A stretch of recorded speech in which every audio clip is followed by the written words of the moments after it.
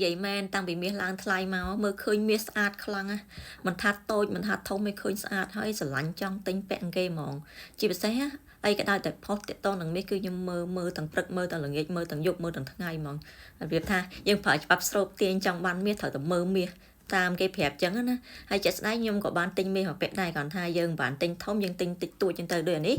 ហើយនឹងជាហ្នឹងខ្ញុំទិញឈុតមួយគ្នាដូចជានេះទិញដូចជា5ហ៊ុននេះយល់ទៅមានតិចមានច្រើនថាទិញហើយអ្វីដែលខ្ញុំចាប់អារម្មណ៍បំផុតចង់និយាយថ្ងៃនេះខ្ញុំឃើញមានបងស្រីម្នាក់គាត់ថាគាត់ផុសគាត់ទិញមាសក្នុងតម្លៃ$542ក្នុងមួយជាណាហើយជាក់ស្ដែងមួយថ្ងៃមុនហ្នឹងមានទៅឡើងដល់$549ទេគាត់សួរថាគូលក់អត់គាត់សុំយោបល់អ្នកដែលធ្លាប់ទិញមាសពីមុនមកហើយខ្ញុំក៏បានមើលកន្លែងហ្នឹងក៏អស់ម្លងទៅគ្រាន់តែមើលធម្មតាអញ្ចឹងគាត់ថាជាស្នួលធម្មតាតែនៅពេលហើយទាំងមិនមានអីមួយដូច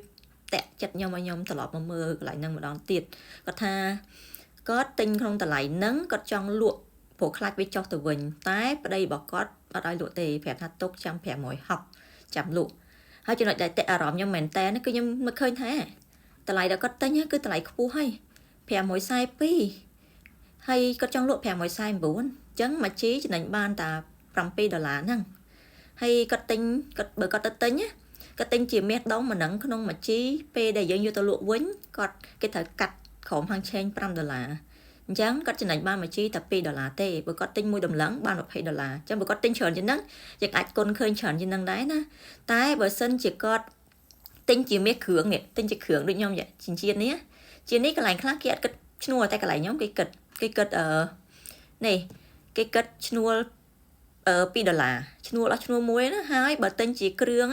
គេមិនមែនកាត់$5ទេយកទៅលក់គេកាត់$10អញ្ចឹងឧទាហរណ៍ថាបើសិនជាគាត់យកទៅលក់បើគាត់ទិញជាគ្រឿងយកទៅលក់គេកាត់$10ក្នុងមួយជីអញ្ចឹងក្នុងមួយជីគឺគាត់ខាត$3បាត់ហើយដោយសារតែគាត់ចំណេញបានតែ$7ទេហេតុអីគាត់ចង់យកទៅលក់នៅក្នុងតម្លៃ549គាត់ទិញហ្នឹងការគាត់ទិញគោម្ដងអីគេគាត់ទិញទុកចំណេញឬគ្រាន់តែទិញរបៀបថាជាសន្សំឬមួយក៏ទិញរបៀបថាតាមអារម្មណ៍ឃើញគេទិញតាមគេកន្លែងហ្នឹងបងប្អូនមុនទិញមាសត្រូវគិតសិនណាកុំទិញតាមគេត្រូវដឹងពីគោម្ដងខ្លួនឯងថាខ្លួនឯងទិញដើម្បីអីបើសិនជាបងប្អូនចង់ទិញដើម្បីចំណេញគាត់ចង់យកទៅលក់$549ហ្នឹងគឺវានៅចំណេញមែនប៉ុន្តែអានោះគាត់ទិញជាមាសដុំប៉ុន្តែវាចំណេញតិចតួចខ្លាំងណាហើយវាប្រឈមហានិភ័យយ៉ាងម៉េចបើសិនជាយើងគ្រាន់ទិញគោម្ដងដើម្បីចំណេញព្រោះពេលខ្លះអីក៏ដោយវាមិនប្រកាសថាត្រូវចំណេញរហូតទេវាអាចធ្លាក់ទៅវិញគាត់ទៅទិញក្នុងតម្លៃ$542ណាក្នុងមួយជីបើសិនជាវាអត់ឡើងវាធ្លាក់ទៅវិញអញ្ចឹងគឺគាត់ប្រឈមនឹងការខាតបង់ព្រោះរឿងអីក៏ដោយទីផ្សារវាឡើងចុះអត់ទៀងទេពេលដែលវាត្រូវឡើងវាឡើងពេលវាត្រូវធ្លាក់វានៅត្រង់ឲ្យយើងហូលជាប់នៅនឹងហ្មងរឿងការវិនិយោគមួយអញ្ចឹងមុននឹងទិញយើងត្រូវដឹងខ្លួនឯងថាគោម្ដងអីគេបើទិញដើម្បីចំណេញខ្ញុំជឿថាគាត់គួរតែដឹងដែរថាពេលដែលយើងទិញចង់ចំណេញពេលដែលយកទៅលក់វិញគេអាចកាត់ខាត$5ឬ$10ទៅតាមប្រភេទមាសដែលយើងទិញជាដុំឬជាគ្រឿងបើសិនជាគាត់អត់បានដឹងចំណុចហ្នឹងគឺគាត់ប្រឈមនឹងការវិនិយោគយកលុយទៅទិញរបស់ដែលខុសបើសិនជាគាត់ជាមនុស្សអ្នកដែលមានលុយច្រើនអាហ្នឹងវាអត់សូវបញ្ហាតែបើគាត់មានលុយល្មមហើយ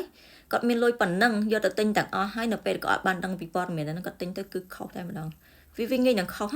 ព្រោះគាត់ទិញអញ្ចឹងគាត់រំពឹងថាអូត្រូវចំណេញហើយចៃដន្យនេះគាត់ត្រូវការប្រើលុយអញ្ចឹងគាត់ត្រូវយកទៅលក់ភ្លាមទាំងដែលគេកាត់ខាត$5ក្នុងមួយជីបើគាត់ទិញមកតម្លឹង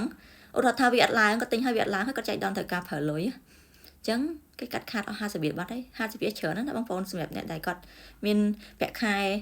ក្រោម$1000ឬក៏ទោះជាប្រាក់ខែ1000 2000ក៏នៅច្រើនដែរ$50វាតិចសម្រាប់អ្នកដែលគាត់មានលុយរាប់ម៉ឺនរាប់សែនទេតែសម្រាប់យើងអ្នកធម្មតាគឺវាច្រើន$50អញ្ចឹងបងប្អូនសូមដាក់គោលដៅឲ្យច្បាស់មុនទិញមាសអត់ទិញតាមគេណាដោយបងស្រីម្នាក់ហ្នឹងខ្ញុំសុំតោះខ្ញុំអត់បាននិយាយក្នុងគោលម្ដងថាបន្តគាត់ឬយ៉ាងម៉េចខ្ញុំគ្រាន់តែលើកជាបទពិសោធន៍យកចែករំលែកសម្រាប់អ្នកគាត់អត់បានដឹងដូចជាគាត់ចឹងខ្ញុំគិតថាសំណួរដែលគាត់សួរហ្នឹងគឺគាត់អត់បានដឹងថាមាសគេទិញអានេះខ្ញុំទាយណាមិនដឹងថាគាត់ដឹងមែនឬអត់ទេគឺគាត់អត់បានដឹងថាទិញមាសហើយគេកាត់ខាត$5មកទៅឬក៏$10មកទៅព្រោះគាត់សួរអញ្ចឹងបើនេះថាពេលដែលគាត់ទិញហ្នឹងគឺគាត់អត់ដឹងគោលម្ដងគាត់ទិញធ្វើអីគាត់គ្រាន់ឃើញគេចំណេញគាត់ទៅទិញតាមគេទេអញ្ចឹងណាទិញតាមគេបានដឹងថាអូមាសហ្នឹងពេលទិញហើយយកទៅលក់វិញកាត់ខាតប៉ុន្មានក៏អត់បានសួរគេខ្ញុំជឿថាអ្នកដែលដឹងកាត់ខាតអត់អាចចង់លក់នៅតម្លៃ549ហ្នឹងទេព្រោះ វាចំណេញតាម$20យើងយកលុយ$5,000យកទៅចំណេញតាម$20វាតិចមែនតើណាហើយបើករណីគាត់ទិញមក10តឡឹងលុយច្រើនហ្នឹងតើអ្នកមានលុយខ្ញុំជឿថាអ្នកមានលុយ50,000 10,000ហើយខ្ញុំជឿថាគាត់ប្រកាសជាដឹងរឿងហ្នឹងហើយគាត់ធ្លាប់ទិញលក់ពីមុនមកហើយ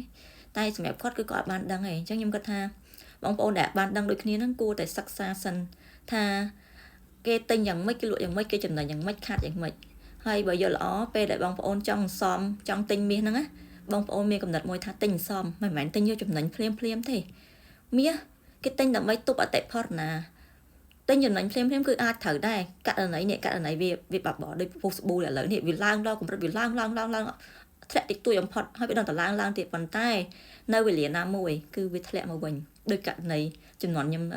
លេង Bitcoin អញ្ចឹងវាឡើងណាទិញថោកលក់ថ្លៃទៅសុវ័យទិញប៉ុន្តែនៅពេលដែលទិញដេញឡើងដល់កម្រិតណាមួយវាចាក់មកសើតកៀងខាតលុយរាប់ម៉ឺនតែម្ដងអាហ្នឹងគឺជាកំហុសនៅពេលដែលយើងវិនិយោគទៅលើអីមួយទាំងដែលយើងអត់មានចំណេះដឹងយើងចេះតែធ្វើតាមគេហើយឃើញវាឡើងវក់តាមគេអញ្ចឹងណាអញ្ចឹងទៅយើងខាតហើយដូចបងស្រីករណីបងស្រីអញ្ចឹងគឺគាត់អាចចឹងដូចគ្នាបើសិនជាគាត់បានដឹងអញ្ចឹងខ្ញុំសូមចែកម្លែកម្ដងទៀតណាសូមបញ្ជាក់ម្ដងទៀតថាបើបងប្អូនចង់ទិញមាសបងប្អូនត្រូវដឹកគោលម្ដងគាត់ឯងថាចង់ទិញដើម្បីអីទិញដើម្បីពាក់លម្អទិញដើម្បីចំណេញ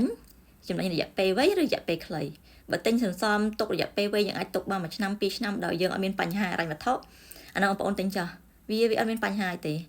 ទោះជាករណីវាធ្លាក់ក៏យើងទុកបាន1ឆ្នាំ2ឆ្នាំក្រោយវាឡើងវិញក៏យើងអត់ខាតដែរវាអាចជួយទប់អតិផរណាបានទៀតប៉ុន្តែបងប្អូនចង់ទិញរយៈពេលខ្លីឃើញគេទិញឡើងទិញចូលភ្លាមលក់ភ្លាមចំណេញភ្លាមទិញរបៀបហ្នឹងគឺគ្រោះថ្នាក់ណាចាគ្រោះថ្នាក់ខ្លាំងមែនតើ